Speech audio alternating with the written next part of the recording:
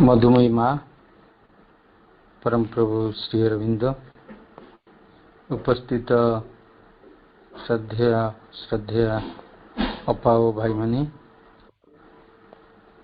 आज मैं life divine out of seven fold ignorance towards the seven fold knowledge आम 735 पृष्ठार द्वितीय पैराग्राफ को पढ़ी था किंतु किसी विषय केते जनक भितर रही आम से दशम आउ एकादश ये दुईटी विषय को केंद्र करी भाई को अनुरोध करी भाई भवेश भाई ताको पूर्ण आलोचना टिके करिवे एवं तापर विषय भीतर को यदि समय हम जी भवेश भाई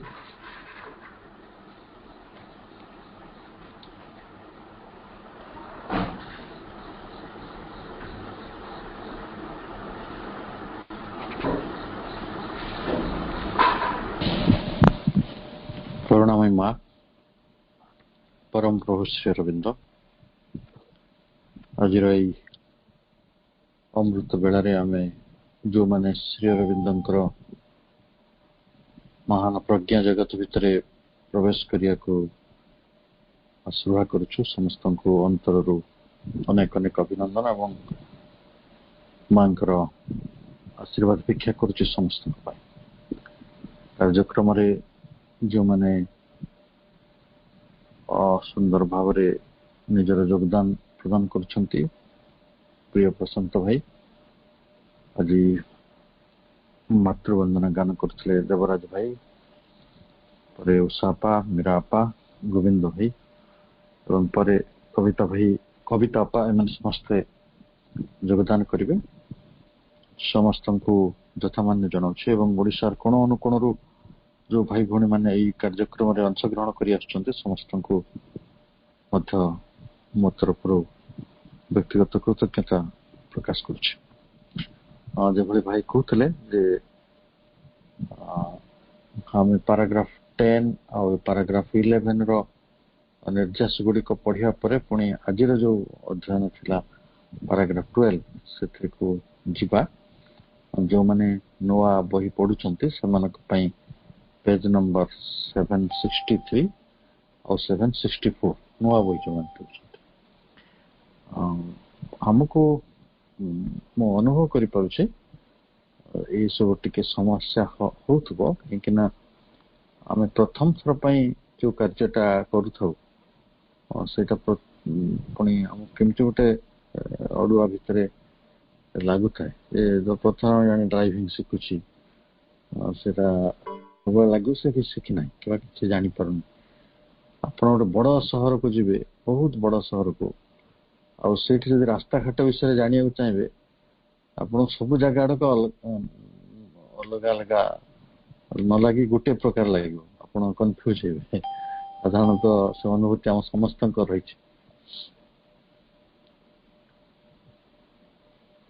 सब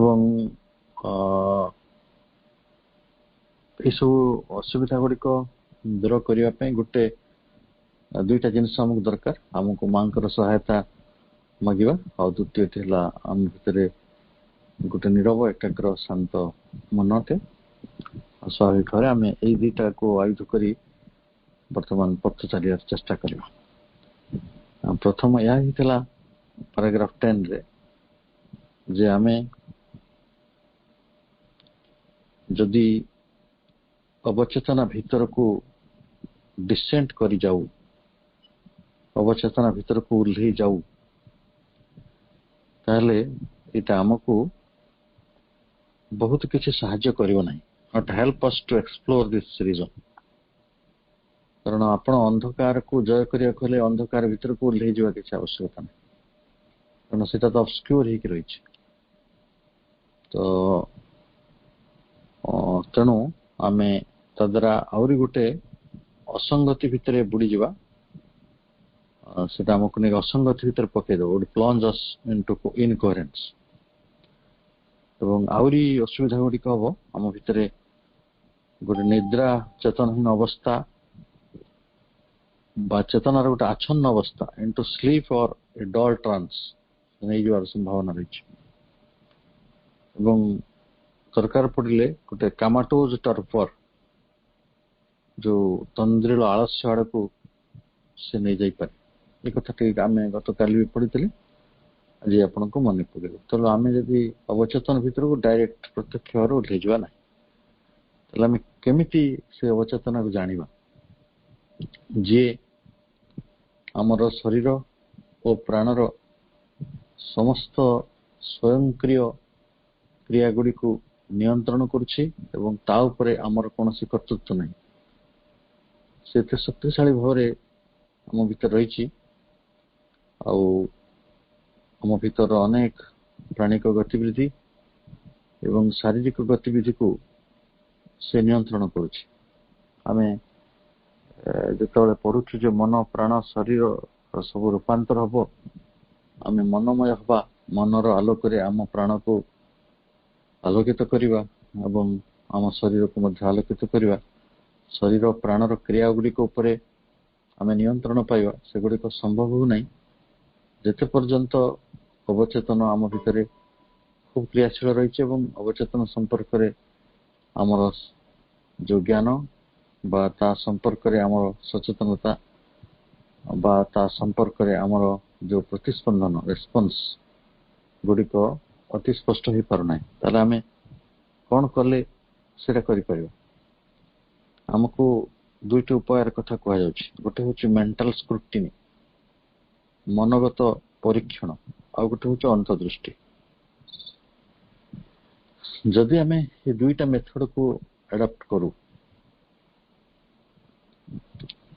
जो काली आपन किसी उदाहरण दौते जगतर अनेक कथा को मानि जाओ जमती कि देखिए आपण एटा खाइले आपणकर लाभ हम कह जाउछि जुग जुग धरी कह समस्त को जुग जुग धरी मानुछन्ति एबे थरे वैज्ञानिक माने गवेषणा करुछन्ति कि जे प्रकृति रे एटा शरीर भितर जाई प्रकृति रे से लाभटा करुछि कि एटा लोक मुखरे एमति चली तेणु बहु स्थल रे आमे बहु प्रैक्टिसेस भितर को जाई थाउ बहु विश्वास को आदर करि थाउ जो गुडिक तार मूल भित्ति हमको जणा न थाए विश्वास मूले जगत भाविकी आम ता विश्वास पथरे चलो किंतु जिते आपण जोग पथरे आसबे श्री अरविंद भली जन महान चिंतक एवं जन साइंटिस्ट को कहूँ आधुनिक जन बड़ वैज्ञानिक तांकर पद्धति आप से आपण को परीक्षा निरीक्षा भितर जावाक पड़े सब कथा आप ग्रहण करने चलो तेणु मनोगत परीक्षण गोटे मेंटल स्क्रूटिनी देकी अंतर्दृष्टि देकी आमे ये जो गुप्त क्रिया जोटा माने हमर अवचेतन जोटा करूछि हिडन एक्टिविटी गुड़िक ता विषय आमे गोटे परोक्ष धारणा करि परिबा बा एटा को गोटे गोटे कंस्ट्रक्टिव गोटे मन समग्र कल्पना रूप भी दे परिबा ताले वर्तमान आमे जदि आउ गोटे अवस्था कह जाउछि मनर परीक्षण मन एवं मनर अंतर्दृष्टि एवं अन्यटी है माने आमे जदि अधिचेतना मध्य को जाई अपसरे जाई परिबे ड्रॉइंग बैक इनटू सबलिमिनाल किंबा अतिचेतना मध्य को आरोहण कर जाई परिबा ताले सेठी सीधा सीधा आपन को तीनोटी स्तर आसीगला गोटे हूँ अवचेतना अन्यटी अधिचेतना जोटा सबलिमिनाल कन्सियसनेस बोली आम कहूँ और तृतीयटी आसला सुपर कन्सिएंट बा अतिचेतना अतिचेतना तो बुझा पड़ी बियॉन्ड माइंड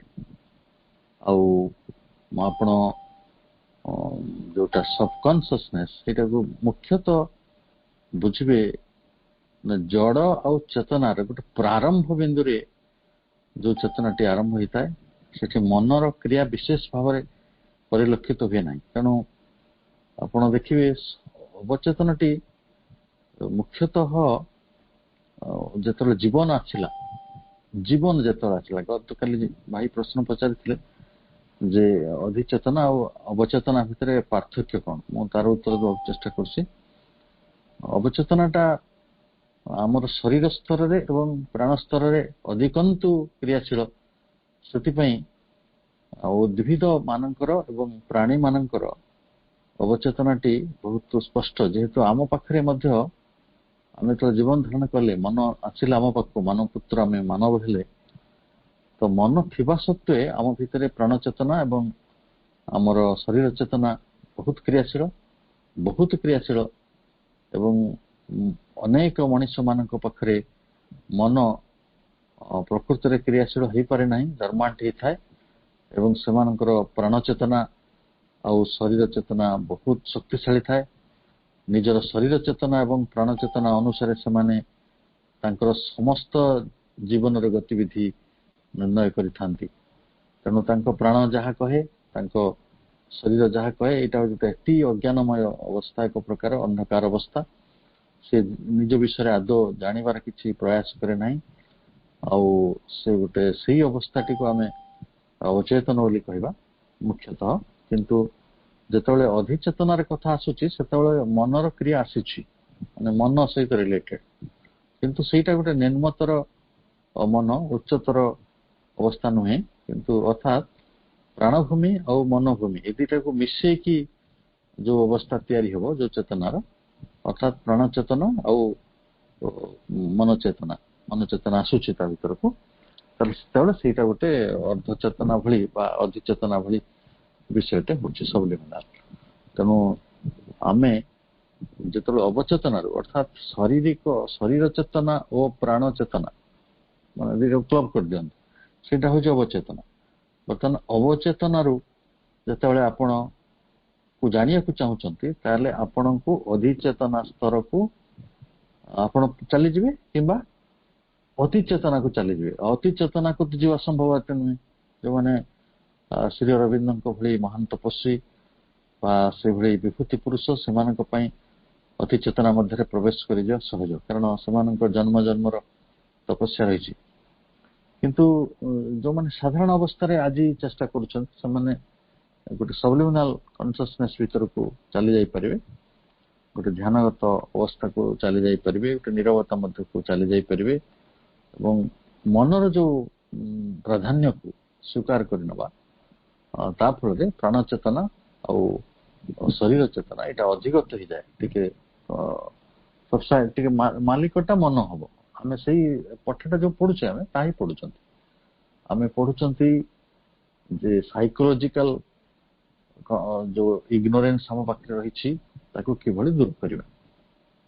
ତାହେଲେ ସାଇକୋଲୋଜିକାଲ ଇଗ୍ନୋରେନ୍ସ ର ମୂଳ ବିଷୟ ଗୁଡିକ, ସେଇ କଥାଟାକୁ ଅତି ସରଳ ଭାଷାରେ କୁହାଯାଇଥିଲା ଭଗବତ ଗୀତାରେ, ଯେ ମନ ପ୍ରାଣ ଯାହା ମଣିଷକୁ ଅଧିଷ୍ଠିତ କରେ, ତାକୁ ଯେତେବେଳେ ମନର ଆଲୋକ ଆସିକି ନିୟନ୍ତ୍ରିତ କରେ, ତ ସେତେବେଳେ ପ୍ରକୃତରେ ଅଧିଚେତନା ଭିତରୁ ଆମେ ଏଇ ଚେତନା ଗୁଡିକୁ, ଅବଚେତନାକୁ ନିୟନ୍ତ୍ରଣ କରୁଛୁ। କିନ୍ତୁ ଯେତେବେଳେ ଶ୍ରୀ ଅରବିନ୍ଦଙ୍କ ଭାଷାରେ ଆସିବ, ସେଇଟା ତ ସ୍ୱାଭାବିକ ଭାବରେ ଅତି ଟେକ୍ନିକାଲ ଜାର୍ଗନ ଭିତରେ ଆସିବ, ଯୋଉଟାକ ଚେତନାର ଅତି ବଡ ଶବ୍ଦ ଆପଣ କହି ରଖେ। ଯେ ଶ୍ରଦ୍ଧାଳୁ ରାନେଡେ ଏଇ ଟେକ୍ନୋଲୋଜି ଅଫ କନସିୟସନେସ୍ ଉପରେ ଗୋଟେ ବହି ଲେଖିଥିଲେ। ବହିର ନାଁ ହଉଛି ଟେକ୍ନୋଲୋଜି ଅଫ କନସିୟସନେସ୍। ଆମେ ଟେକ୍ନୋଲୋଜିର କେତେ ବାଟରେ ନେଇଛୁ ପ୍ରାଦ୍ୟୋଗିକ ବ୍ୟବସ୍ଥା ଗୁଡିକୁ, କିନ୍ତୁ ଚେତନାର ଯେ ଗୋଟେ ପ୍ରାଦ୍ୟୋଗିକରଣ ଆମ ଭିତରେ ରହିଛି, ଇଏ ହଉଛି ଅତ୍ୟାଶ୍ଚର୍ଯ୍ୟମୟ ଏକ ଘଟଣା। ଏବଂ ଏଇ ସବୁ ବିଷୟକୁ ଆମକୁ ଯେତେ ଯେତେ ଅଧ୍ୟୟନ କଲେ ମଧ୍ୟ ଆମକୁ ସବୁବେଳେ ଏଟା ନୂଆ ନୂଆ ଲାଗିବ। କାହିଁକି ନା ଆମେ ନୂଆକରି ସହରକୁ ଯାଇଥିବା ମଣିଷ ଭଳିଆ ଆମେ ସେଇ ରାସ୍ତାଘାଟ ଗୁଡା ବୁଲୁଥିଲେ ମଧ୍ୟ ଆମକୁ ଲାଗୁଥିବ ହଁ ଏଇଟା, ହଁ, କାରଣ ସେଟା ଆମେ କେବେ ଭେର୍ଜିନ ହେଇକି ଅଛି ଆମ ପାଇଁ, ଆମେ କେବେ ତା ଭିତରକୁ ଯାଇନାହୁଁ, ପ୍ରଦକ୍ଷିଣ କରିନାହୁଁ। ତେଣୁ ଯେତେବେଳେ ଆମେ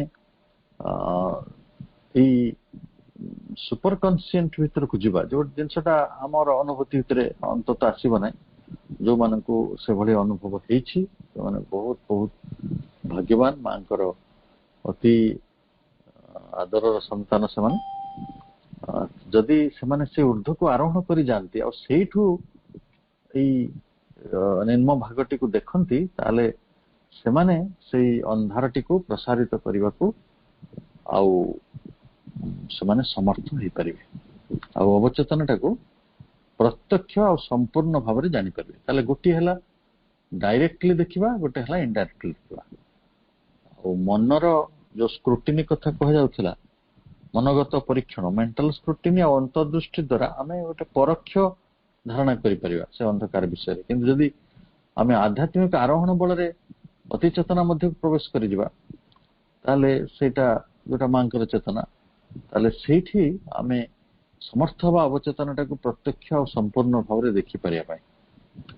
ଏବଂ ଅବଚେତନ ଆମର ଅନ୍ନମୟ ଆଉ ପ୍ରାଣମୟ, ଯୋଉ କଥାଟି ମୁଁ କହୁଥିଲି, ଏବଂ ଅନ୍ନ ଆଉ ପ୍ରାଣ ଏ ଦି ଜଣ ମିଶିକି ମନକୁ ମଧ୍ୟ ତାଙ୍କ କବଳକୁ ନେଇଯାଆନ୍ତି। ସେଇ ସବୁ ଲୋକମାନଙ୍କର ମନ ଅଛି ଯୋଉମାନେ ଅବଚେତନା ଭିତରେ ବଞ୍ଚନ୍ତି, କିନ୍ତୁ ସେଇଟା ସେମାନଙ୍କୁ ତାଙ୍କ କର୍ତ୍ତୃତ୍ୱ ଭିତରକୁ ନେଇଯାଇଥାଏ। କିନ୍ତୁ ଯେତେବେଳେ ଆପଣ ଅବଚେତନାଟାକୁ ପ୍ରତ୍ୟକ୍ଷ ସମ୍ପୂର୍ଣ୍ଣ ଭାବରେ ଦେଖିବେ ଅତି ଚେତନା ଭିତରେ ପ୍ରବେଶ କଲା ପରେ, ସ୍ୱାଭାବିକ ଭାବରେ ଆପଣ ଅନ୍ନ, ପ୍ରାଣ ଓ ମନୋମୟ ପ୍ରକୃତି ଗୁଡ଼ିକୁ ନିଜର କର୍ତ୍ତୃତ୍ୱ ଭିତରକୁ ଆଣିପାରିବେ।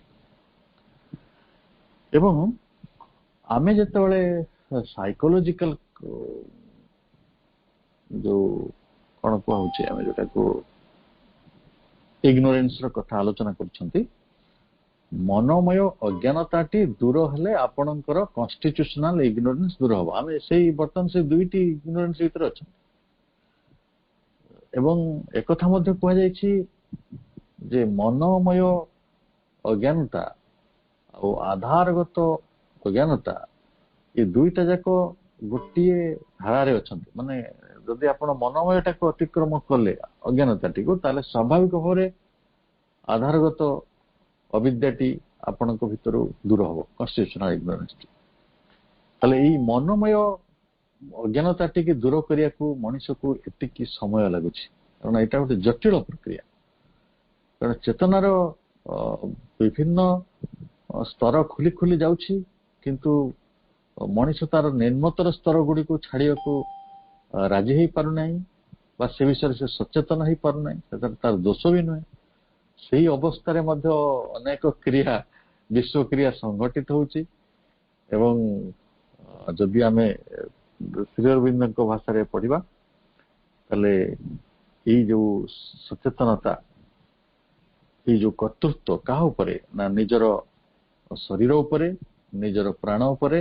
ଦେଖନ୍ତୁ, ଆମେ ଶରୀର ଉପରେ ଆଉ ପ୍ରାଣ ଉପରେ ଯଦି କର୍ତ୍ତୃତ୍ୱ ପାଇଥାନ୍ତେ, ମନ ଉପରେ ବି, ତାହେଲେ ତ ଆମେ କୋଉ ଦିନରୁ ଦେବତା ହେଇସାରିଥାନ୍ତେ। କିନ୍ତୁ ନା, ଆମ ଶରୀର ଆମ କଥା ମାନେ, ସେ ତା ବାଟରେ ଖରାପ ହେଇଯାଏ, ତା ବାଟରେ ସେ ବୁଢା ହେଇଯାଏ, ତା ବାଟରେ ସେ ମରିଯାଏ।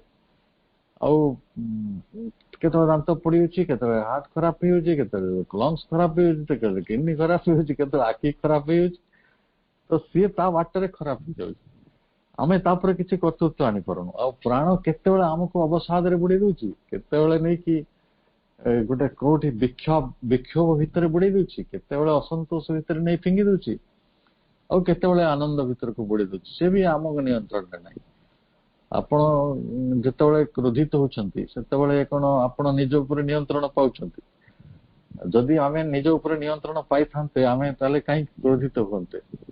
କ୍ରୋଧିତ ହେଲେ ତ ଆମେ କ୍ଷୋଭିତ ବି ହଉଛୁ, ସାଙ୍ଗରେ ବିକ୍ଷୁବ୍ଧ ଅବସ୍ଥା ବି ଆସୁଛି। ତେଣୁ ଇଏ ସମସ୍ତ ହେଲା ଗୋଟେ ଆମର ସାଇକୋଲୋଜିକାଲ ଇଗ୍ନୋରେନ୍ସ ର ପରିଣାମ। ଆମେ ଯାହା ଏଇ ଜଗତରେ ଭୋଗୁଛୁ ମୁଖ୍ୟତଃ ଗୋଟେ ସାଇକୋଲୋଜିକାଲ ଇଗ୍ନୋରେନ୍ସ କାରଣରୁ। କାରଣ ଯେଉଁ ମନ ପ୍ରକୃତରେ ପ୍ରାଣ ଏବଂ ଶରୀର ଉପରେ କର୍ତ୍ତୃତ୍ୱ ସ୍ଥାପନ କରିବା ପାଇଁ, ତାକୁ ଆଲୋକିତ କରିବା ପାଇଁ, ତା ବିଷୟରେ ଜାଣିବା ପାଇଁ ଆସିଥିଲା, ସେଇ ମନ ସେଇ ଦି ଜଣଙ୍କର ସେବା କରୁଛି। ଅଦ୍ଭୁତ କଥା ସେଇଆ।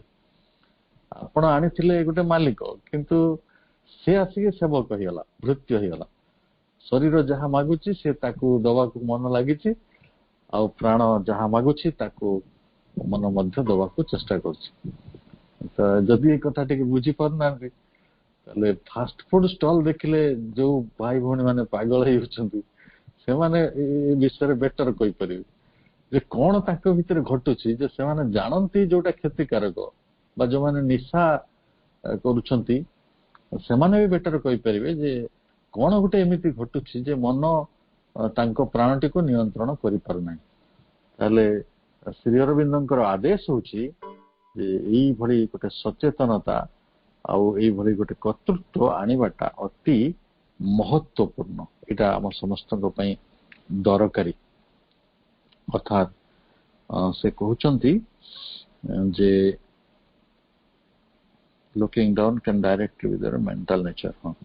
This awareness, this control are of the utmost importance. ସବୁଠାରୁ ଗୁରୁତ୍ୱପୂର୍ଣ୍ଣ କଥା ଆପଣଙ୍କୁ ଏଇ କର୍ତ୍ତୃତ୍ୱଟି ଆଣିବାକୁ ପଡିବ। ମନର ଉର୍ଦ୍ଧାରୋହଣ ବଳରେ ପ୍ରତ୍ୟକ୍ଷ ଭାବରେ ଅବଚେତନାର କ୍ରିୟା ଗୁଡ଼ିକ ଯାହା ଅନ୍ଧକାର ଭିତରେ ରହିଛି, ଯାହା ଅସ୍ପଷ୍ଟତା ଭିତରେ ରହିଛି, ସେଇଠୁ ଆପଣ ତାକୁ ଦେଖିବେ ଆଉ ସେଇ ଅନୁସାରେ ତା ଉପରେ କର୍ତ୍ତୃତ୍ୱ ଲାଭ କରିବେ। ଏଥିରେ ଆମର ଯୋଉ ଆମେ ଅବଚେତନକୁ ବାରମ୍ବାର ଡିଫାଇନ କରାଯାଉଛି, କାରଣ କାଳେ ଆମେ ଚିହ୍ନି ପାରିବା ନାହିଁ, କାଳେ ଆମେ ଜାଣିପାରିବା ନାହିଁ।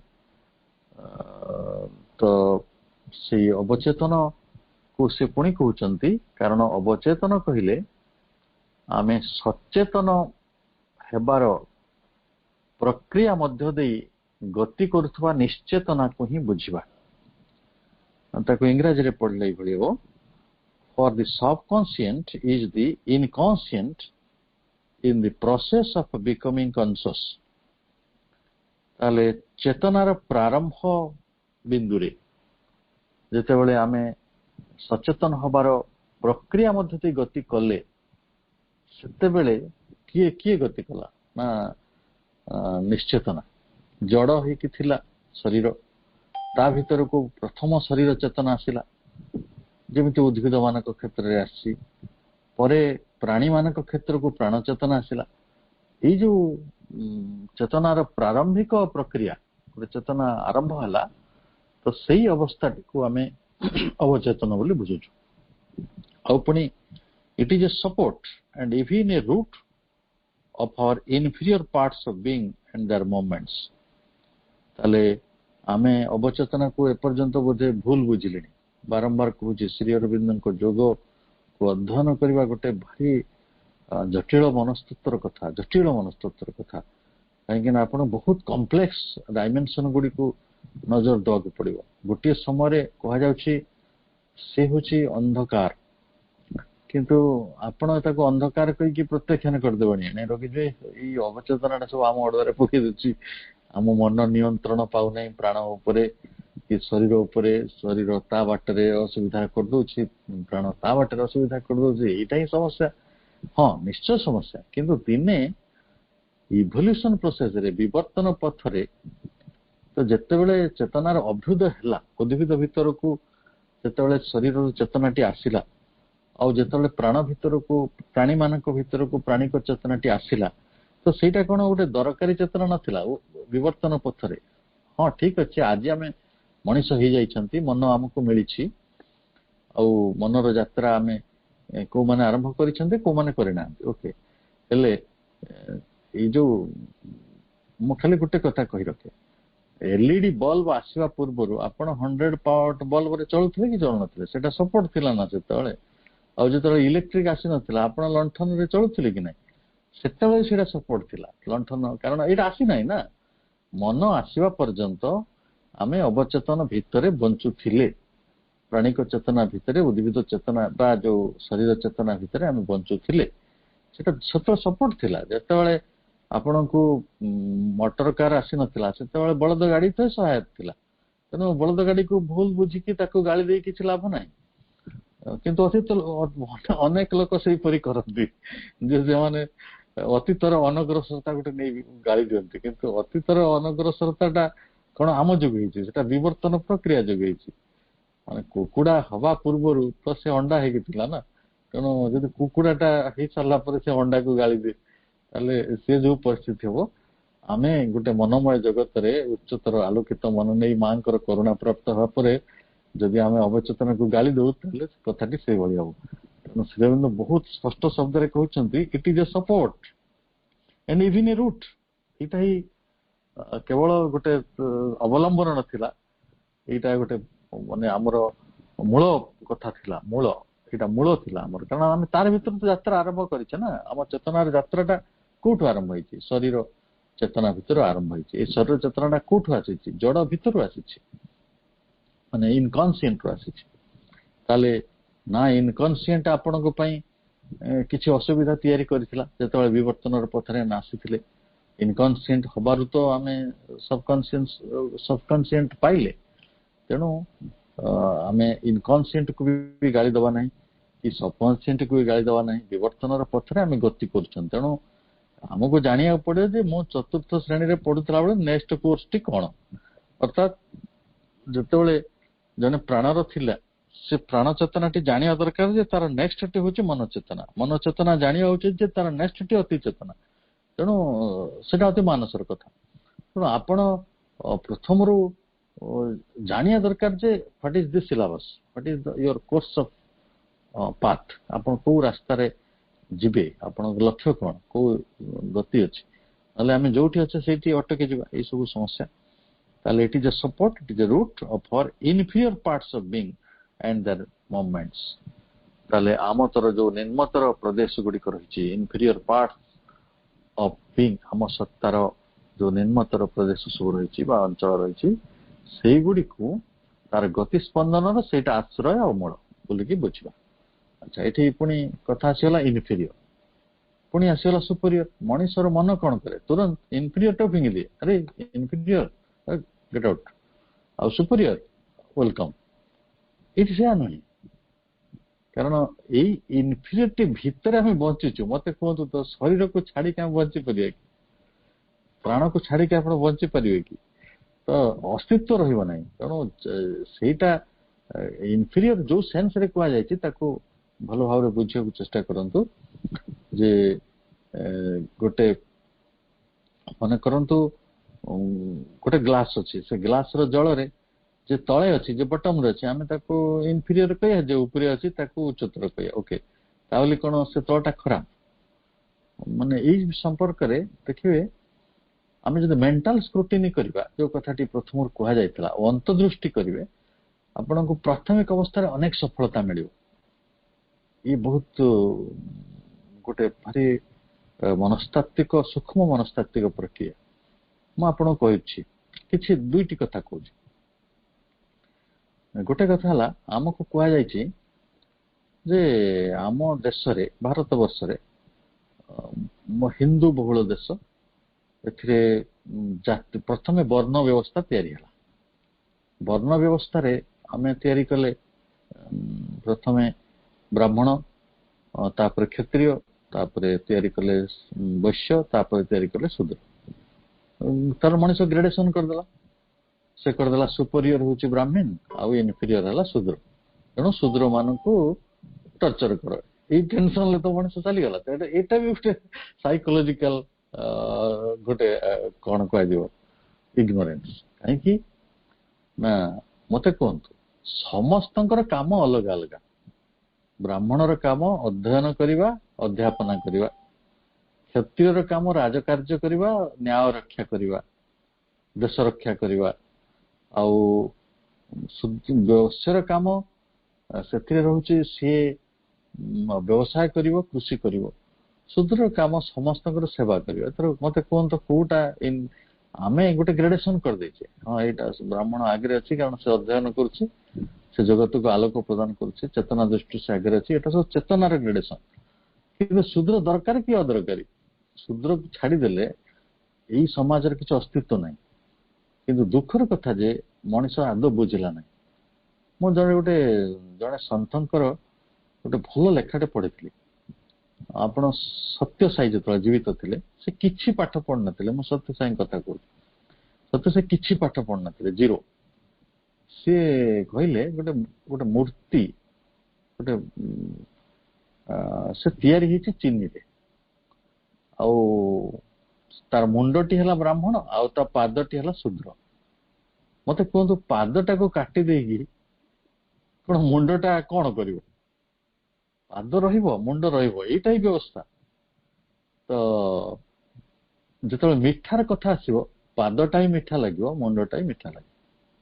ଗୋଟେ ସୁନାର ବିଗ୍ରହ ତିଆରି ହେଇଛି, ତା ମୁଣ୍ଡଟି ବ୍ରାହ୍ମଣ ଆଉ ତାର ପାଦଟି ବି ଶୂଦ୍ର, ତାହେଲେ ପାଦଟି ମଧ୍ୟ କଣ ସୁନା ଏବଂ ମସ୍ତକ ମଧ୍ୟ ସୁନା, ଏବଂ ଦୁଇଟା ଯାକ ଅପରିହାର୍ଯ୍ୟ। ଏଇ ଯୋଉ ଭାରତୀୟ ମହାଜାତିର, ମୁଁ ଭାରତୀୟ ମହାଜାତି ବୋଲି କହୁଛି, ଏଟା ଶ୍ରୀ ଅରବିନ୍ଦ ବି ସେଇ କଥା କହୁଛନ୍ତି, ଏଟା ମହାଜାତି। କାରଣ ଏଇଟା ଗୋଟେ ଭାଷସ୍ ବିଲକ୍ଷଣ କ୍ଷେତ୍ର, ଏଇଟା ହଉଛି ପ୍ରୟୋଗ କ୍ଷେତ୍ର, ଏଇଟା ହଉଛି ଏକ୍ସପେରିମେଣ୍ଟାଲ ହାଉସ। ସମଗ୍ର ମାନବ ଜାତିର ସମଗ୍ର ପ୍ରୟୋଗ ଗୁଡିକ ଭାରତବର୍ଷର ହିଁ ଘଟୁଛି। କାହିଁକି ଘଟୁଛି ନା ସର୍ବାଧିକ ଆଲୋକ, ସର୍ବାଧିକ ପ୍ରଜ୍ଞାର ପ୍ରତିଷ୍ଠା ଭାରତରୁ ହେଇଥିଲା, ଏବଂ ସବୁଠାରୁ ବଡ ଅଜ୍ଞତା, ସବୁଠାରୁ ବଡ ମୂର୍ଖତା ଯଦି କୋଉଠି ଥାଏ ତାହେଲେ ଏଇ ଭାରତରେ ହିଁ ଅଛି। ମତେ ଉଦାହରଣ ଆଉ ତ ଦରକାର ନାହିଁ, ଆପଣ ମାନେ ମେଣ୍ଟାଲ ସ୍କ୍ରୁଟିନି କରିବେ, ମାନସିକ ଭାବରେ ଦେଖିବେ ଲୋକକୁ ଯୋଉ ପ୍ରକାର ଏଠି ହତ୍ୟା କରନ୍ତି, ଯୋଉ ପ୍ରକାର ଲୋକକୁ ଘୃଣା କରନ୍ତି, ଲୋକେ ଯୋଉ ପ୍ରକାର ବିଦ୍ୱେଷ ଭିତରେ ବଞ୍ଚନ୍ତି, ଏଇଟା କୁତ୍ରାପି ଦେଖାଯାଏ ନାହିଁ। ତେଣୁ ମଣିଷକୁ ବୁଝିବାକୁ ପଡିବ ଯେ ଇନଫିରିୟର କହିଲା ମାନେ ନୁହେଁ ଯେ ସେଟା ଅଲୱେଜ ନେଗେଟିଭ, ସେଟା ସପୋର୍ଟ। ଶ୍ରୀ ଅରବିନ୍ଦଙ୍କ ଭାଷାରେ ଏଇଟା ସପୋର୍ଟ, ଇଭିନ୍ ଏ ରୁଟ୍, ସେଇଠୁ ଆରମ୍ଭ ହେଇଛି। ଆମେ ତାକୁ ପ୍ରତ୍ୟାଖ୍ୟାନ କଲାବେଳେ ବା ତାକୁ ବିଶ୍ଳେଷଣ କଲାବେଳେ, ବିଚାର କଲାବେଳେ ତାର ଶତ୍ରୁ ହେଇଯିବା ନାହିଁ। ଅନ୍ଧାରକୁ ଦୂର କରିବା ଆଲୋକ ଜରିଆରେ, କିନ୍ତୁ ତାର ଅର୍ଥ ନୁହେଁ ଯେ ଅନ୍ଧକାର ଆମର ଶତ୍ରୁ ଥିଲା, ବରଂ ଏକଥା ସତ୍ୟ ଯେ ଆଲୋକ ଆମର ଆବଶ୍ୟକ ଥିଲା। ତେଣୁ ଯେହେତୁ ଆମେ ଉତ୍ତରଣର ପଥରେ ଅଛୁ, ବିବର୍ତ୍ତନର ପଥରେ ଅଛୁ, ତେଣୁ ଯେହେତୁ ଆମକୁ ମନର ଯୋଉ ଅଜ୍ଞାନତାଟିକୁ ଦୂର କରିବାକୁ ଅଛି, ତେଣୁ ଆମେ ମନର ଅଜ୍ଞାନତା ପଛରେ ଯୋଉ କାରଣ ଗୁଡିକ ରହିଛି ତାକୁ ଦୂର କରିବା ପାଇଁ ଗୋଟେ ସାଧନ କରୁଛୁ ବା ଆମେ ଅଧ୍ୟୟନ କରୁଛୁ। ତେଣୁ ସେ ବିଷୟରେ ଯେତେବେଳେ ଆମେ ଗତି କରୁଛୁ, ଆମକୁ ଭଲ ଭାବରେ ବୁଝିବାକୁ ପଡିବ ଯେ ଆମ ଇନଫିରିୟର ପାର୍ଟ ଗୁଡିକର ଯୋଉ ଆମର ଯୋଉ ନିମ୍ନତର ପ୍ରଦେଶ ଗୁଡିକ ରହିଛି, ସିଧା କଥା ଆମ ପ୍ରାଣ, ଆମ ଶରୀର, ତାର ଗତିବିଧି ଆଉ ତାର ଯୋଉ ମୁଭମେଣ୍ଟସ ଆଉ ତାର ସତ୍ତା ଗୁଡିକ କେବଳ ସେଇ ଗୁଡିକ ଦ୍ଵାରା ବଜାୟ ରହିଛି, ସେଇଟା ହିଁ ମୂଳ କଥା। ତାପରେ କହୁଛନ୍ତି it sustains and reinforces all in us that clings most and refuses to change our mechanical recurrences of unintelligent thought or persistent obstinacies of a feeling, sensation, impulse, propensity, or uncontrolled fixities of character. वाह चमत्कार। ताले ବର୍ତ୍ତମାନ ବୁଦ୍ଧି ଆଉ ଭାବନାର ଯୋଉ ସଞ୍ଚାର କ୍ଷେତ୍ରଟି ଭିତରେ ଆମେ ଦେଖୁଛୁ ଗୋଟେ ମେକାନିକାଲ ରେକରେନ୍ସେସ୍ ହଉଛି। Mechanical recurrences, it sustains and reinforces all in us that clings most and refuses to change. ଦେଖନ୍ତୁ, ଆମେ ବିବର୍ତ୍ତନର ପଥରେ ଯାଉଛନ୍ତି, ଏହା ଆମର ଅବଧାରିତ ସତ୍ୟ, କିନ୍ତୁ ପରିବର୍ତ୍ତନ ବିମୁଖତା ରହିଛି, ରିଫ୍ୟୁଜେସ୍ ଟୁ ଚେଞ୍ଜ। ଯିଏ ଯୋଉ ଜାଗାରେ ଅଛି ସେ ସେଇ ଜାଗାରେ କମ୍ଫର୍ଟେବଲ ହେଇଗଲାଣି, ସେ ବର୍ତ୍ତମାନ ପରିବର୍ତ୍ତନକୁ ପ୍ରଥମରୁ ମନା କରିବ। ତେଣୁ ସେ କ୍ଲିଙ୍ଗସ୍ ହେଇକି ରହିଛି, ମାନେ ସମ୍ପୂର୍ଣ୍ଣ ଆମ ଭିତରେ ଭିଡି ମୋଡି ହେଇକି ରହିଛି, ସେ ପୁରା ଜୋକ ପରି ଲାଖିକି ରହିଛି। କ୍ଲିଙ୍ଗସ୍ ମୋଷ୍ଟ ଆମ ଭିତରେ, ସେ କ୍ଲିଙ୍ଗସ୍ ମୋଷ୍ଟ ମାନେ କ୍ଲିଙ୍ଗ ମାନେ ଜାବୁଡିକି ଧରିଛି, ଆମକୁ ଜାବୁଡିକି ଧରିଛି। ସେ ତା ଭିତରେ ସଷ୍ଟେନ କରୁଛି, ମାନେ ବଞ୍ଚି ରହୁଛି, ଚେଷ୍ଟା କରୁଛି। ତା ଭିତରେ ସିଏ ରେନଫୋର୍ସ ମାନେ ତାର କଣ କରେ, ତାର ଶକ୍ତି ବି ପ୍ରୟୋଗ କରୁଛି ବଞ୍ଚି ରହିବାକୁ। ତା ଭିତରେ ସେଇଭଳି ଗୋଟେ ଜିଦ୍ ରହିଛି, ରହିବ। କିଏ ସିଏ? ନା ସେଇଟା ହଉଛି ଆମର ମେକାନିକାଲ ରେକରେନ୍ସେସ୍।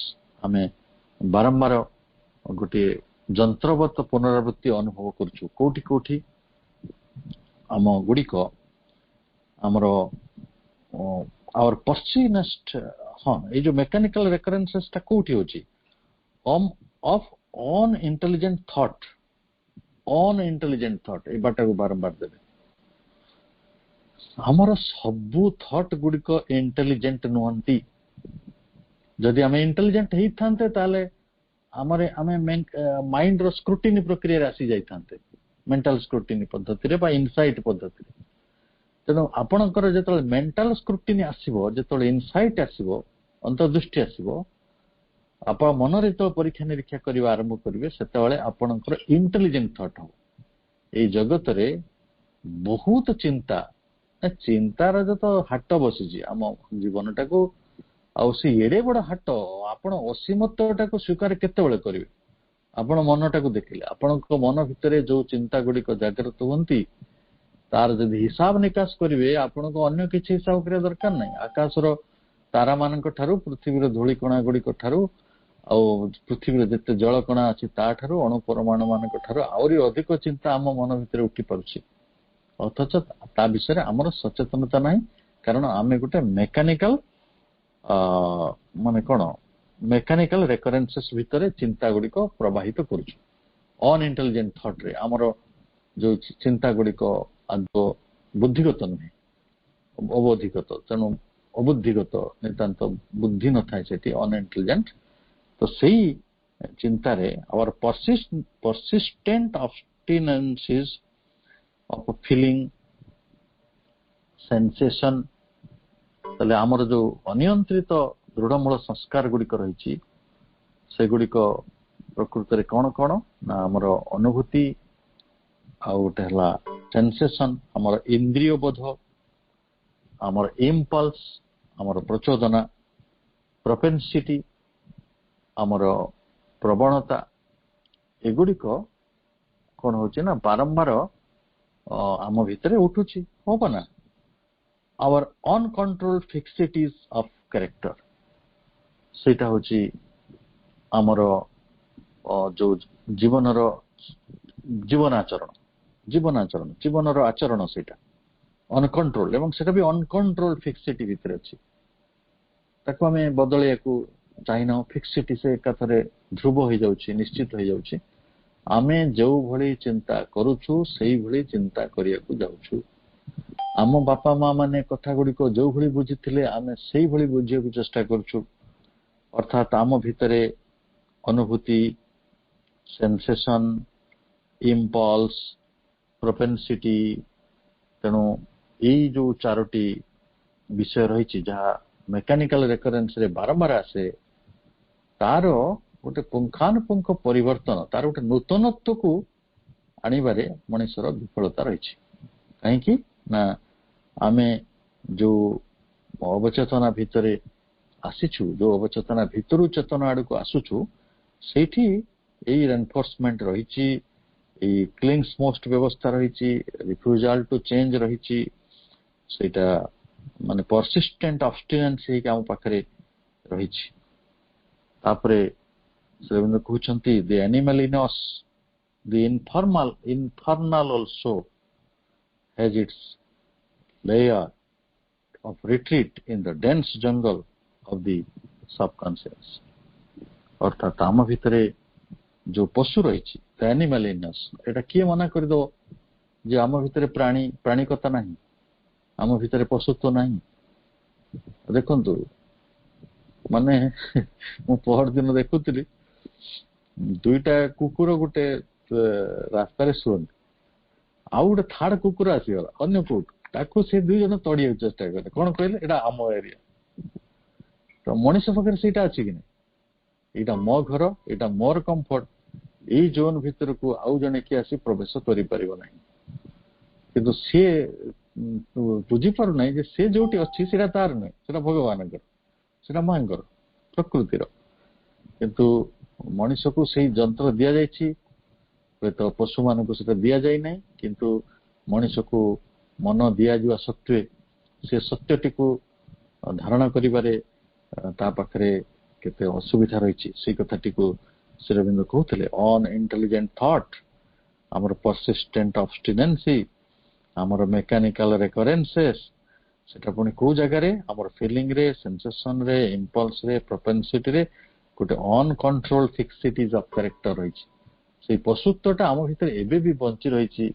ଯିଏ ଗଭୀର ଜଙ୍ଗଲ ଭିତରେ ରହିଥିଲା, ଆମ ଭିତରେ ଯୋଉ ପଶୁ ରହିଛି, ଦ ଆନିମାଲ ଇନ୍ ଅସ୍, ଦି ଇନଫର୍ମାଲ ଅଲସୋ, ଆମର जोटा नरक जीव जहाँ आम कौचु से नरक जीव आम कहीं कहवा जे से नितांत तलिए रहा चाहे गोटे जमीक माछी आम कहू गोटे माछी से केवल घारे बसे से केवल फुल बसी पारे आम से इनफर्नाल कहवा से तार भीतर घाटी हो खाली ऊर्धरे उदाहरण ताको आवश्यक ना ताको दिव्यता आवश्यक ना से अदिव्यता भीतर ही से केवल घाटी हो has its layer of retreat in the dense jungle of the subconscious अवचेतनाटी को से घन अरण्य बोली कहउचंती से घन अरण्यर गहर भितरे से आश्रय नहीं कि रही हमर ए चेतनाटी पशु चेतनाटी to penetrate there to bring in light and establish a control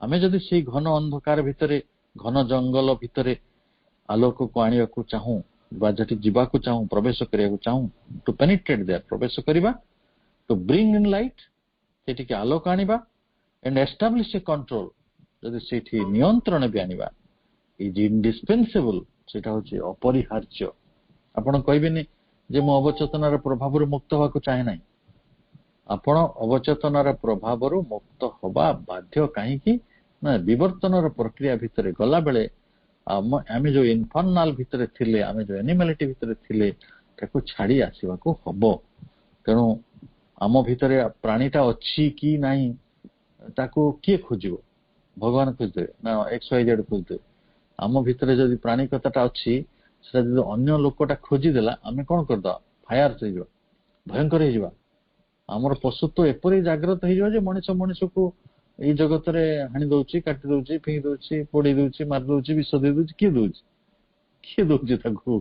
जने जने को हानि पकोउची तो से राती अधारे से सोईथो ता कवाट दे कि पेट्रोल जल के निया लगे दउची जने जने को हत्या करे लोक चक्रांत करची सेटा किए करची तेनो आमे को जदि अन्य जने कहि दबो जे तो भितरे पशुत्व अछि आमे भयंकर होई होचे किंतु आम भितरे पशुत्व अछि एटा हमको निजको जानिबा को पड़िबो to penetrate there to bring in light and establish a control is indispensable for the completeness of any other life जदि उच्चतर जीवन बा हमें पूर्णता चाहूँ ताले एटा अपरिहार्य indispensable को छाड़ी किसी रास्ता नहीं for any integral transformation of nature तेणु आमर जो प्रकृति रही आमर माने शारीरिक कैरेक्टर हो आमर प्राणिक कैरेक्टर हो बा व्यवहार कौशलता आम शरीर परिवर्तन आम मनर आम प्राणर परिवर्तन आम मनर परिवर्तन ये सब गुड़िकर इंटीग्रल ट्रांसफॉर्मेशन अर्थात पूर्ण रूप से जदि आम रूपांतर चाहूँ ताले ये भली उच्चतर जीवनर परिपूर्णता चाहूँ ताले ये भली गोटे अंधकार भितरे आमको प्रवेश करने को हबो ता ऊपर नियंत्रण हासिल करने को हबो एवं ताकू आलोकित करने को हबो ये थिला श्री अरविंदंकर महावाक्य आज तेणु भावुची आम आज नूतन आलोचना को नगले मध्य एक अर्थपूर्ण आलोचन निश्चय थिले मु गत काली बसंत भाई संग कथा होतली श्री अरविंदंक साहित्य रे गोटे एटर्निटी एलिमेंट अछि आपण ताकू पुराना रे पढंतु नुआ रे पढंतु जोठु पढंतु जेमिति आकाश जो जगार भी देखी दे हो समुद्रटा जो जगार भी देखी दे हो तार कूल बेसी किसी महत्व रखे ना तो तार जो आपण जो भी प्रवेश करंतु आपण को आनंद ही आनंद मिलिबो आलोक ही आलोक मिलिबो कहीं ना एटर्निटी एलिमेंट रो मूल कथाटी सेया जे तार तृप्ति नाही माने कोन कहा जाए जेते देखुथिले नुआ दिसु थाई सुंदर तृप्तिर अवसाद नाही तार से एपरि एक सुंदर तृप्ति से तृप्ति के सरे ना नॉन एक्जिस्टिंग हैप्पीनेस तेणु श्री अरविंदंकर ये हूँ महादान ये जो महाजाति प्रति तेणु महाजातिर से महान दानटी को आम ग्रहण करें सेटा हूँ आमर भाग्य से भाग्यटी माँ आमको प्रदान कर निकट में कृतज्ञता प्रकाश करवा कारण अनेक समय ये ग्रहणशीलता ही सबकि को निर्माण करे आशा करे जे आम ये यात्रा पथरे अर्थपूर्ण भाव माँ दयारू गति करुँच से निकट में कृतज्ञता पूर्वक आज आलोचना टी ये रखा आ पुणी आम 11 पैराग्राफ को आउ थे टिके ଦେଖିବା ରିଭିଜିଟ୍ କଲା ପରେ ପୁଣି ଥରେ ଆମର ପାଠରେ ଆମେ ଯିବା। ତେଣୁ ବିଳମ୍ବ ହେଲେ କେହି ଅସ୍ଥିର ହବା ନାହିଁ, କାହିଁକିନା ଆମେ କୋର୍ସ ସାରୁନାହାନ୍ତି ବା ଆମେ କୌଣସି ପରୀକ୍ଷା ଦେବାର ନାହିଁ। ଆମେ ଶ୍ରୀ ଅରବିନ୍ଦଙ୍କୁ ଅଧ୍ୟୟନ କରିବାର ଆନନ୍ଦଟିକୁ ବି ଗ୍ରହଣ କରିବା, ଆଉ ଶ୍ରୀ ଅରବିନ୍ଦଙ୍କର ଅଧ୍ୟୟନର ଯୋଉ ଉଦ୍ଦେଶ୍ୟଟିକୁ ମଧ୍ୟ ଗ୍ରହଣ କରିବା, ଏବଂ ସେଇ ଆଦର୍ଶଟିକୁ ଯେତେ ପର୍ଯ୍ୟନ୍ତ ଆମେ ଧରି ପାରୁନାହାନ୍ତି ବା ସେ ଯାହା କହୁଛନ୍ତି ସେଇ କଥାଟିକୁ ଆମେ ବୁଝିପାରୁନାହାନ୍ତି, ତାହେଲେ ସେ ଯାତ୍ରାଟାକୁ ଯେତେ ଧୈର୍ଯ୍ୟର ସହିତ, ଯେତେ ମନ୍ଥର ରୂପରେ, ଯେତେ ଅଧ୍ୟବସାର ସହିତ ଆପଣ କରୁଛନ୍ତି ତାହା ହିଁ ବେଶୀ ଅର୍ଥପୂର୍ଣ୍ଣ। ଏବଂ ମାଙ୍କର ଆଦେଶ ବୋଧେ ସେଇଆ, ଶ୍ରୀ ଅରବିନ୍ଦଙ୍କୁ ପଢିଲା ବେଳେ ଆପଣ ବହୁତ ବେଶୀ ଏକାଥରେ ପଢି ପକେଇବାର କିଛି ଚେଷ୍ଟା କରିବେନି। ମା ଏଟା ବିଧିବତ ଦ୍ୱାରା କହିଛନ୍ତି, କାରଣ ତାଙ୍କର ଗୋଟିଏ ଗୋଟେ ଶବ୍ଦରେ ଆପଣଙ୍କୁ ହୁଏତ ଯୁଗ ଯୁଗ ପାଇଁ ଧ୍ୟାନ ହେଇଯାଇପାରେ। ଆମେ ସେଇ କଣ୍ଟେମ୍ପଲେସନ ଭିତରେ ପ୍ରବେଶ କରିବା, ଯେତେ ଯେତେ ଆମେ ସେଇ କଣ୍ଟେମ୍ପଲେସନ ଭିତରେ, ନିଧିଧ୍ୟାସନ ଭିତରେ, ମନନଶୀଳତା ଭିତରେ, ଶ୍ରବଣର ସେଇ ଧାରା ଭିତରେ ପ୍ରବେଶ କରିବା, ସେତେ ସେତେ ଆମ ଭିତରୁ ଅବିଦ୍ୟା ଦୂର ହବ। ଆଉ ଅବିଦ୍ୟା ଦୂର ହବାର ଗୋଟେ ବଡ ମାଧ୍ୟମ ଶାସ୍ତ୍ର କହିଛନ୍ତି ଯେ ସେଟା ହଉଛି ଶ୍ରବଣ, ତାହା ଆମେ କରୁଛନ୍ତି।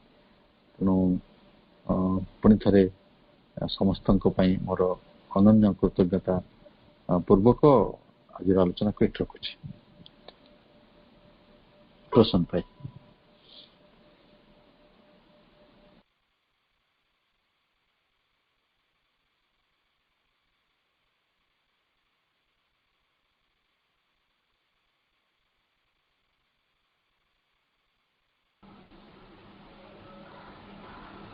ୟା ଭିତରେ ଯଦି କିଛି ଜିଜ୍ଞାସା ଅଛି ଆମେ ପ୍ରଶ୍ନ ପଚାରି ପାରିବା।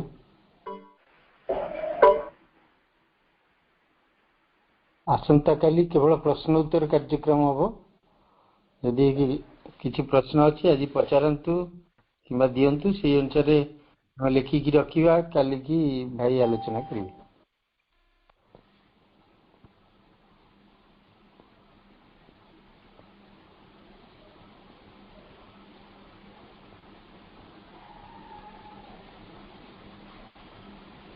ବର୍ତ୍ତମାନ ଯଦି ଲେଖି ପାରୁନାହାନ୍ତି ଠିକ ଅଛି, ମୋ ପାଖକୁ ପଠେଇବେ, ନଚେତ କାଲିର ବିଷୟବସ୍ତୁ ପୁଣି ଆମେ ଆରମ୍ଭ କରିକି କ୍ୱେଶ୍ଚିନ୍ ଆନ୍ସର କରିବୁ। ଯଦି ବେଶୀ ପ୍ରଶ୍ନ ଥାଏ, ଗୋଟେ ତ ସେଇ କଥା ଚାଲିଥିଲା ଅବଚେତନ ଯୋଉ ଗୁଡ଼ିକ କି ଭାଇ ପ୍ରାୟ କହିଲେ, ଯୋଉ ମଗ୍ନ ଚେତନା ଅବଚେତନା କଥା ପ୍ରାୟ ଯଦି ଆଉ ଥରେ ଆଲୋଚନା କରିପାରନ୍ତି ଅଲଗା କଥା। ଆଉ କାହାର ଯଦି କିଛି ପ୍ରଶ୍ନ ଅଛି ଆସନ୍ତାକାଲି ପାଇଁ ମଧ୍ୟ ସେମାନେ ମୋତେ ଯଦି ଲେଖି ଜଣେଇବେ କିମ୍ବା କହିଦେବେ, ମୁଁ ତାହେଲେ ଟିପିକି ରଖିଦେବି, ତାହା କରାଯାଇପାରିବ ଆସନ୍ତାକାଲି। ଯେଭଳି ସବୁଠାରୁ ଗୁରୁତ୍ୱପୂର୍ଣ୍ଣ ଅହଙ୍କାରଟି ହେଉଛି ସେନ୍ସ ଅଫ୍ ସୁପରିୟରିଟି।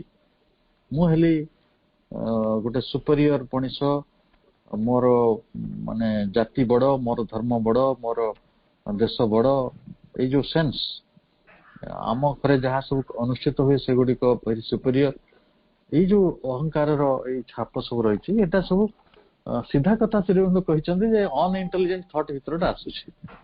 ଆଉ ଅନଇଣ୍ଟେଲିଜେଣ୍ଟ ଥଟ୍ ଆପଣ ଯୋଉ ଅବୈଜ୍ଞାନିକ ବା ଅବୁଦ୍ଧି ଜନକ ଚିନ୍ତାଟା କାହିଁକି କରୁଛନ୍ତି ନା ସେଥିରେ ବୁଦ୍ଧି ଯୁକ୍ତ ହଉନାହିଁ ଆପଣଙ୍କ ଚିନ୍ତାରେ। ଚିନ୍ତା ତ ହଉଛି, ଚିନ୍ତା ତ ପ୍ରକ୍ରିୟା, କିନ୍ତୁ ସେଟା ବୌଦ୍ଧିକ ଚିନ୍ତା ନୁହେଁ। ତେଣୁ ଯେତେବେଳେ ବୌଦ୍ଧିକ ଚିନ୍ତା ହବ ସେତେବେଳେ ଆପଣ ମେଣ୍ଟାଲ ସ୍କ୍ରୁଟିନି ଭିତରେ ଆସିବେ, ଇନସାଇଟ୍ ଭିତରେ ଆସିବେ, ଅନ୍ତର୍ଦୃଷ୍ଟି ଭିତରେ। ତେଣୁ ଯେତେବେଳେ ଆମେ ଯୋଉ କ୍ରିୟାଟି କରୁଛନ୍ତି, ଆମେ ଯୋଉ କର୍ମଟି କରୁଛନ୍ତି, ସେଇଟାକୁ ଆମେ ଏବେ ଭାବିବା, ତା ଭିତରେ ଆମ ଚିନ୍ତାର ଆଲୋକକୁ ପ୍ରବେଶ କରାଇବା, ଆମର ମନର ଯୋଉ କଣ ରହିଛି ଉଚ୍ଚତର ଅବସ୍ଥା ରହିଛି ତାକୁ ବି ଚିନ୍ତା କରିବା। କାରଣ ଆମେ ଗୋଟେ ଏସେଣ୍ଟିଂ ପଥରେ ରହିଛନ୍ତି, ଆମେ ଯୋଉଠି ଅଛନ୍ତି ସେଇଠି ଅଟକି ଯିବା। ନହେଲେ ଯେମିତି ଯେ ଆମ ବାପା ଚିନ୍ତା କରୁଥିଲେ, ମୁଁ ଯଦି ସେଇଭଳି ଚିନ୍ତା କରିବ, ଆମ ପରବର୍ତ୍ତୀ ପିଢି ଯଦି ସେଇଭଳି ଚିନ୍ତା କଲେ, ତାହେଲେ ଆମେ ପ୍ରଜା କୋଉଠି ହେଲେ, ଉତ୍କୃଷ୍ଟ କୋଉଠି ହେଲେ। ପ୍ରଜା ପ୍ର ଶବ୍ଦ ଯୋଉଠି ଲାଗେ ସେଟା ହଉଛି ପ୍ରର ଶବ୍ଦ ହେଲା ଏକ୍ସେଲେନ୍ସ, ମାନେ ଆଉ ଟିକେ ଏକ୍ସେଲେଣ୍ଟ ହବ, ଆଉ ଟିକେ ଗୌରବ ଆଡକୁ ଯିବ, ଆଉ ଟିକେ ଉତ୍କର୍ଷତା ଆଡକୁ ଯିବ। ତେଣୁ ଗୋଟିଏ ପିଢି ପରେ ଆଉ ଗୋଟେ ପିଢି ଯେତେବେଳେ ଆସେ, ସେ କିଛି ଉତ୍କର୍ଷତା ନିର୍ମାଣ କରେ। ସେଥିପାଇଁ ତା ନାଁ ହଉଛି ପ୍ରଜା। ସେ ଜୀବନଟେ ନେଇଛି, କିନ୍ତୁ ସେ ଜୀବନରେ ଉତ୍କର୍ଷତା ରହିଛି। ତେଣୁ ଏଠି ସିଧା କଥା ହେଲା ଯେ ଆମେ ଅବଚେତନର ପ୍ରଭାବରେ ଯେଭଳି ଗୋଟେ ଇନଫର୍ନାଲ ଭିତରେ ଥିଲେ, ଯୋଉ ଏନିମାଲିଟି ଭିତରେ ଥିଲେ, ଯୋଉ ଅଭ୍ୟାସ ମୂଳକ ଆମ ଶରୀରର କ୍ରିୟା ପ୍ରତିକ୍ରିୟା, ଆମ ପ୍ରାଣର କ୍ରିୟା ପ୍ରତିକ୍ରିୟା ତାରି ଭିତରେ ବନ୍ଧିତ ହେଇକି ଥିଲେ କେତେ ପର୍ଯ୍ୟନ୍ତ ନା ଯେତେବେଳେ ଉଚ୍ଚତର ଚେତନାର ସମ୍ଭାବନା ଆସିନଥିଲା ବା ମନ ଆସିନଥିଲା। ଯେତେବେଳେ ମନ ଚେତନା ଆସୁଛି, ତେଣୁ ବର୍ତ୍ତମାନ ମନ ଚେତନାକୁ ନେଇ ଆମେ ଶରୀର ଚେତନା ପ୍ରାଣ ଚେତନାର ସ୍କ୍ରୁଟିନି କରିବା, ମେଣ୍ଟାଲ ସ୍କ୍ରୁଟିନି ଯୋଉଟାକୁ ଶ୍ରୀରଙ୍ଗ କହିବେ। ଆଉ ଅନ୍ତର୍ଚେତନା ତ ଆମେ ବୁଝିପାରୁଛୁ। ତେଣୁ ସେଇଟା ଆମେ ଆମର ଧ୍ୟାନ ବଳରେ, ମାଙ୍କ ସାନ୍ନିଧ୍ୟ ବଳରେ, ଆମର ଯୋଉ ବିବେକ ଜ୍ଞାନ, ଆମର ଉଦାତ୍ତତା, ଆମର ବିବେକ, ଆମର ଯାହା ଯାହା ସବୁ ଦିବ୍ୟ ଗୁଣ ସବୁ ରହିଛି, ସେଇ ସବୁ ଗୁଡିକର ନିର୍ମାଣ ଫଳରେ ଆମ ଚାରିକଡରେ ଆମେ କଣ କରିବା, ଯୋଉଟା କହୁଥିଲେ କନଷ୍ଟ୍ରକ୍ସନ ର କଥା ଶ୍ରୀର, ତ ସେଇ ବଳରେ ଆମେ ଆମ ଚିନ୍ତା ଗୁଡିକୁ ବୁଝିବାକୁ ଚେଷ୍ଟା କରିବା। ଯେପରି ଜଣେ ଆସି କହିଲେ ଯେ ତମେ ଏଇ ମୁଦିରେ ପଥର, ଏଇ ପଥରରେ ମୁଦିଟି ପିନ୍ଧ ଆଉ ତମର ଅଭାବ ଦୂର ହେଇଯିବ। ସେଠୁ ସେ ଛୋଟ ପିଲାଟି ତାକୁ କହୁଛି ଦେଖ ଅଭାବ ବୋଧଟା ନା ସେଇଟା ଗୋଟେ ପଇସା ଥିଲେ ମେଣ୍ଟି ଯାଏ ନାହିଁ। ଆପଣ ଦେଖିବେ ପୃଥିବୀର ସବୁଠାରୁ ଯେ ବଡ ଧନୀ ତା ପାଖରେ ବି ଗୋଟେ ଅଭାବ ବୋଧ ଥିବ। ହୁଏତ ଆମ ଅଭାବ ବୋଧଟି 100 ଟଙ୍କାରେ ହେଲେ ତା ଅଭାବ ବୋଧଟି କୋଟିରେ ହେଇପାରେ। ମନେକର ମୋ ଗୋଟେ ସାଧାରଣ ପରିବାରକୁ ଯେତେବେଳେ ଯିବେ, ତା ପାଖରେ 100 ଟଙ୍କା ନାହିଁ ବୋଲି ସେ ଚିନ୍ତିତ ଥିବ, ଆମ ପାଖରେ 1000 ଟଙ୍କା ନାହିଁ ବୋଲି ଆମେ ଚିନ୍ତିତ ହଉଛେ, ଆଉ ଜଣେ 1,00,000 ଟଙ୍କା ନାହିଁ ବୋଲି ଚିନ୍ତିତ ହଉଛି, ଆଉ ଜଣେ 1,00,00,000 ଟଙ୍କା ନାହିଁ ବୋଲି ଚିନ୍ତିତ ହଉଛି, କିନ୍ତୁ ଚିନ୍ତାଟା ସମାନ, ଖାଲି ପରିମାଣଟା ଅଲଗା। ଦି ଆମାଉଣ୍ଟ ଇଜ ଡିଫରେଣ୍ଟ। ଅଭାବ ବୋଧ ସମସ୍ତଙ୍କ ଭିତରେ ରହିଛି। ତେଣୁ ମୁଁ ମୁଦି ପିନ୍ଧିଦେଲେ ମୋର ଅଭାବ ବୋଧ ଦୂର ହେଇଯିବ, ଏଇଟା ଗୋଟେ ଭୁଲ କଥା। ତ ପ୍ରଥମେ ମୁଁ ଭାବିବି, ମୁଁ ଗତକାଲି ଗୋଟେ ଉଦାହରଣ ଦଉଥିଲି ରଙ୍ଗର କଥା, ଯେ ଆମେ ଏଇ ରଙ୍ଗଟା ଶୁଭ, ଏଇ ରଙ୍ଗଟା ଅଶୁଭ, କିଏ ସବୁ ପଢେଇ ଦଉଛନ୍ତି, କେମିତି କୋଉ ଜାଗାରେ ଲେଖା ହେଇଛି ମୁଁ ଜାଣିନି। ଏଟା ଗୋଟେ ଆମ କ୍ୟାରେକ୍ଟରର ବା ଆମର ଗୋଟେ କନସିୟସନେସ ତା ସହିତ ଯୋଡି ହେଇକି ଥାଏ। ଆମ ଚେତନାଟି, ଜଣେ ଜଣେ ଲୋକ ଅଛନ୍ତି ଧଳା ରଙ୍ଗକୁ ଭାରି ଭଲ ପାଆନ୍ତି, ଜଣେ ଜଣେ ଲୋକ ଅଛନ୍ତି କଳା ରଙ୍ଗକୁ ଭଲ ପାଆନ୍ତି, ଜଣେ ଜଣେ ଲୋକ ଅଛନ୍ତି ନାଲି ରଙ୍ଗକୁ ଭଲ ପାଆନ୍ତି। ସେଇଟା ଆମ ଚେତନା ଅନୁସାରେ ହଉଛି। ଆପଣ ଯେତେବେଳେ ଆଶ୍ରମରୁ ନମ୍ବର ଧୂପ କିଣନ୍ତି, 11 ନମ୍ବର, 12 ନମ୍ବର, 13 ନମ୍ବର, 14 ନମ୍ବର, ଯାହା ଯାହା ନମ୍ବର ଧୂପ ରହିଛି 18 ପର୍ଯ୍ୟନ୍ତ, ମା ସିଧା ସିଧା କହିଥିଲେ ଆମ ଚେତନା ଅନୁସାରେ ଟା ନିର୍ବାଚନ ହବ। କାରଣ କିଏ 11 ନମ୍ବର ଧୂପ ଭଲ ପାଇଲା ବେଳେ କିଏ 18 ନମ୍ବର ଧୂପ ଭଲ ପାଉଛି। କାହିଁକି ନା ଆମର କନସିୟସନେସ ଟା, ସବକନସିୟସନେସ ଟା ତା ସହିତ ଯୋଡିକି ରହିଛି। ତେଣୁ ଆମ ଚିନ୍ତା ପ୍ରକ୍ରିୟା ଗୁଡିକୁ ଆମେ ଏଇ ବାଟରେ ହିଁ ନିୟନ୍ତ୍ରଣ କରିପାରିବା। ମେଣ୍ଟାଲ ସ୍କ୍ରୁଟିନି, ଇନସାଇଟ୍, ଆଉ ତା ଭିତରେ ଆମର ଯୋଉ ଇଚ୍ଛା, ଯୋଉଟା ଆମେ ଯୋଉ to penetrate there, to bring it in light, ତାକୁ ଟୁ ଏଷ୍ଟାବ୍ଲିଶ ଏ କଣ୍ଟ୍ରୋଲ। ଆମେ ତା ଉପରେ କର୍ତ୍ତୃତ୍ୱ ଆଣିବା ଆଉ ତା ଭିତରେ ପ୍ରବେଶ କରିବା, ଅର୍ଥାତ୍ ତାକୁ ଚିନ୍ତା କରିବା ବା ତାକୁ ଜାଣିବାକୁ ଚେଷ୍ଟା କରିବା। ଅନେକ ସମୟରେ ଆମେ ଆଭଏଡ କରିଦଉ, ହଁ ସେ କହିଲାଣି କରିଦବା କଣ ଅଛି, ଆଉ ତାପରେ ଆସିଲା ତାକୁ ଆଲୋକିତ କରିବା, ତ ବ୍ରିଙ୍ଗ ଇନ୍ ଟୁ ଲାଇଟ୍। କାହିଁ ଥିଲା ଶ୍ରୀରଙ୍କ ସେଇ ବକ୍ତବ୍ୟ ଭିତରେ ହିଁ ଏ କଥା ଗୁଡିକର ସମାଧାନ ରହିଛି।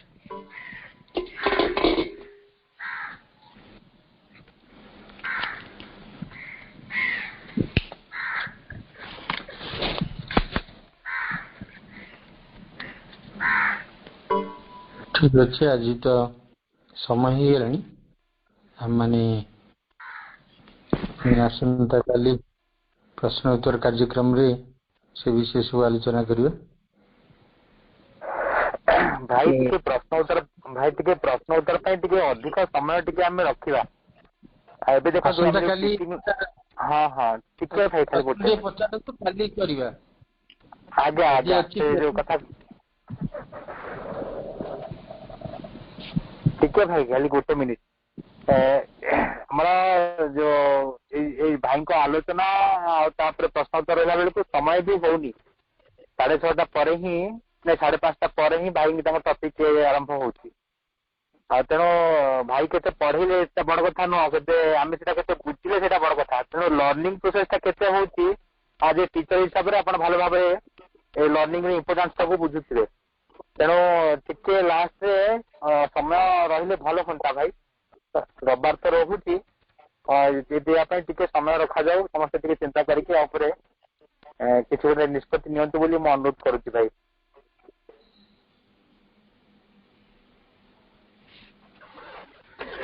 ନାଇଁ କଣ ଏଇଟାର ବୁଲୁ ଭାଇଙ୍କ ଗୋଟିଏ କଥା, ପ୍ରଶାନ୍ତ ଭାଇ ବୁଲୁ ଭାଇଙ୍କ କଥାଟା ବୁଝିଲେ କି?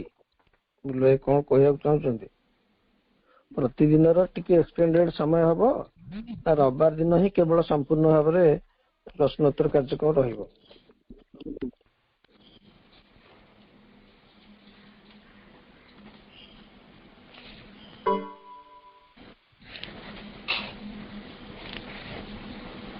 ବୁଲୁ ଭାଇ ଟିକେ ସ୍ପଷ୍ଟ କରନ୍ତୁ, ପ୍ରତିଦିନ ଯୋଉ ପ୍ରଶ୍ନୋତ୍ତର